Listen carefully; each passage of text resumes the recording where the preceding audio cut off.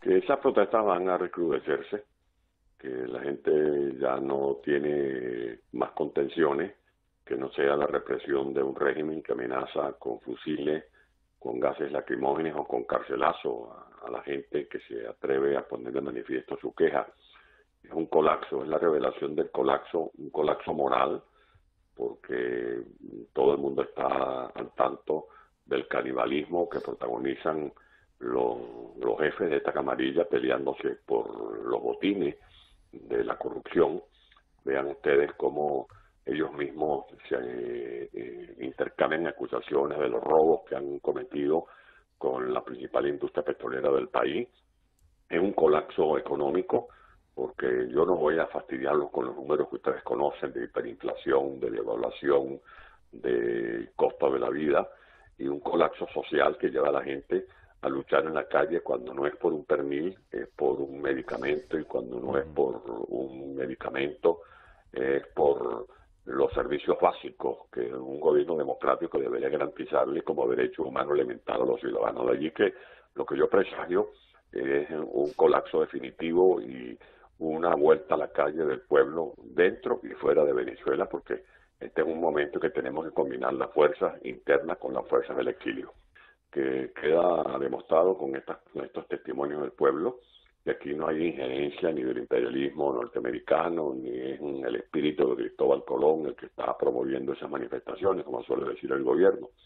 En segundo lugar, que es mentira que en Venezuela hay una polarización entre gobierno y oposición. Vemos que es la inmensa mayoría del pueblo, incluidos los que habían votado por Chávez o habían votado por Maduro en los últimos meses o años, los que están unidos por su inconformidad frente al fracaso del gobierno, unidos porque todos, sean de cualquier tendencia política, asimilan los embates del costo de la vida, de la inflación o de la represión. Y dentro de esa reláfila que usted hace debería incluir la muchacha embarazada que murió de un disparo Sí. accionado por un guardia nacional mientras protestaba porque no le daban un pernil. Ahora, la gente ha querido banalizar esto, y un pueblo que lucha por un pernil, no, eso significa hambre, es hambre. Eso es la cara de los números, de las estadísticas que indican que Venezuela tiene ahorita uno de los más altos índices de desnutrición. Ese es el rostro humano de la hiperinflación, que no solamente manejan los economistas o los matemáticos, es lo que se llama la economía real de un pueblo que vive en medio de una gran paradoja, como usted lo decía cuando hablaba del tema del precio del petróleo en Inglaterra o en Alemania, cuando tenemos las más altas reservas probadas de crudo, pero tenemos también los más altos índices de pobreza crítica en América Latina. No, hemos fallado, ha privado la ambición personal. Yo creo que esta es una rectificación que hay que hacer. A mí me lo explicaba un gran compañero español, un amigo, que a veces pasa con los dirigentes de la oposición, que salen como los cazadores a buscar un oso, y mientras van caminando por el bosque van discutiéndose con qué parte de la piel del oso se quedan, y resulta que terminan desgarrados por el oso. O sea, eso de comenzar a contar los pollos antes de nacer ha sido una equivocación. Creo que ha habido una falla de falta de estrategia, ha habido una falla en el giro de las estrategias que se han asumido, las contradicciones, las incoherencias. Yo creo que lo único bueno que tiene el gobierno ha sido la oposición. El gobierno ha sido malo en economía, ha sido malo en política social, ha sido pésimo en pulcritud administrativa, pero ha contado con nuestras propias equivocaciones, y tenemos que decirlo, como lo he venido sugiriendo en los últimos meses, con mucha franqueza, si queremos recuperar la confianza de un pueblo que necesita una conducción atinada. Si la oposición es capaz de superar estas diferencias y establecer este mismo mes de enero una agenda de lucha con una pauta muy nítida, muy clara, yo estoy seguro que los días de Maduro están contados. Sin duda alguna, cuando hay una elección transparente y limpia, tiene que haber un candidato unitario, con una tesis unitaria, con un proyecto unitario. Venezuela necesita de un gobierno de unidad nacional. Sería una quimera pensar que volver a los tiempos del Mesías o del predestinado va a resolver los gravísimos problemas del país. La crisis de Venezuela es muy profunda, es estructural. un solo hombre, una sola mujer no va a poder con eso. Se requiere un gobierno con una visión de corto y mediano plazo y sobre todo con una base muy sólida que haga posible restablecer el Estado de Derecho y con él la gobernabilidad. Pero para hablar de elecciones presidenciales tenemos primero que garantizar que haya un proceso limpio, transparente, y no una mascarada de elección como las que han ocurrido en los últimos meses. Esos han sido fallidos, yo lo debo decir con todo el respeto, se trata de un ciudadano de origen español, pero han sido fallidos, sobre todo el del año pasado. Si el señor Zapatero hubiese logrado que se hubiese respetado el acuerdo para celebrar el referéndum revocatorio presidencial, nos hubiésemos ahorrado más de 130 muertos. Ya con haber ahorrado una sola vida hubiese sido un gran éxito, hubiese sido merecedor de un gran reconocimiento. Todas estas convulsiones que se han venido desarrollando y agravando son consecuencias de que el diálogo que se inició en Dominicana el año pasado fue una parodia, fue una burla, no solo con el Vaticano, no solo con otros mediadores de buena fe, sino fundamentalmente con el pueblo de Venezuela, que se volcó a las calles a solicitar una salida cívica, no a propiciar un golpe de Estado, sino a construir un trecho por el cual pudiéramos avanzar cívicamente y electoralmente a resolver los problemas del país. Sí, Ignacio, se debe decir que el 22 de diciembre, cuando se cantan los números de la lotería en España, el gordo que llaman, creo que es así, ¿no? Sí. Y la gente se saca un premio, la gente celebra. Yo veo las imágenes por televisión, los comentarios de radio, la gente celebrando. Bueno, eso es lo lógico. Bueno, en Venezuela cada vez que aumenta el salario, la gente no celebra, la gente se pone triste, porque la gente está consciente ya, desde el ciudadano más humilde, que con estos aumentos de salario lo que viene es más inflación, es más devaluación, es más desabastecimiento. Su pregunta, una canasta básica que está costando el equivalente a 14 millones de bolívares, porque es que el salario de un trabajador actualmente no supera los 5 o 6 euros, es el salario de un trabajador. Lo que usted paga por un café o por un bocadillo muy sencillo es lo que se gana un venezolano o una venezolana trabajando de sol a sol durante un mes en nuestro país. Esto es realmente trágico.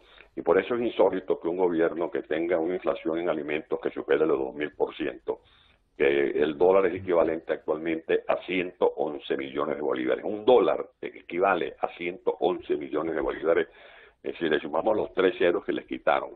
Un país donde el año pasado murieron a manos de Lampa 26.500 venezolanos. Un país donde hay corrupción reconocida del presidente de la República para abajo, que estamos hablando que se fugaron del país por la vía irregular más de 600.000 millones de dólares. Un país donde sus altos jefes están coludidos con el narcotráfico, con el terrorismo. La pregunta es, ¿cómo esta gente se mantiene en el gobierno? Sin duda alguna que hemos cometido errores. Y esos errores han salido muy caros y es hora de corregir esos errores. Creo que Rusia usa a Venezuela como una bola en la mesa de billar para chocar cuando le convenga por las bandas con los Estados Unidos y con otras potencias. Es el mismo papel de China, que lo veo con un sesgo mucho más comercial. En todo caso, ellos tienen allí como un comodín a Venezuela y por eso la importancia que tiene la solución del conflicto venezolano y por eso también nuestro argumento válido de que no es un problema que nos incumbe únicamente a los venezolanos, sino que Venezuela es un factor que de una u otra manera impacta el hemisferio e incluso sin querer ser arrogante o autovalorarnos más allá de la cuenta a nivel mundial, porque estamos hablando de un país que aun cuando tenga problemas en la industria petrolera y hayan caído los niveles de producción, tenemos las reservas más grandes en petróleo, la sexta reserva de gas, tenemos uranio, tenemos coltán, tenemos muchos recursos naturales y una posición geográfica estratégica de mucha significación. Por lo tanto, la solución de estos problemas no es solo nos incumbe a nosotros, sino también a la propia comunidad internacional. Bueno, el gobierno va a tratar de empobrecer más a la gente porque en la medida en que la ciudadanía se ve compelida por el hambre, va a ser más dependiente de un régimen que lo que hace es distribuir mendrugo para que la gente sobreviva en la pobreza, no para sacarla de la pobreza como corresponde a cualquier gobierno democrático. En segundo lugar, creo que el apoyo es que la comunidad internacional incremente las sanciones. Yo creo que eso es vital, que no se dejen llevar por el complejo de las acusaciones del régimen que dicen que eso es injerencia. Injerencia es la que hacen los cubanos en Venezuela, que están metidos en los cuarteles, que están metidos en las notarías, que están metidos en los registros, que están metidos en la industria petrolera. Yo creo que eso de las sanciones ayuda mucho, son sanciones individuales. En tercer lugar, que cuando se establezcan las fórmulas de recuperación de los capitales que están colocados en nichos, en paraísos fiscales, esos capitales puedan ser repatriados a Venezuela en su oportunidad, porque van a ser los capitales que ayudarán a financiar el proceso de reconstrucción.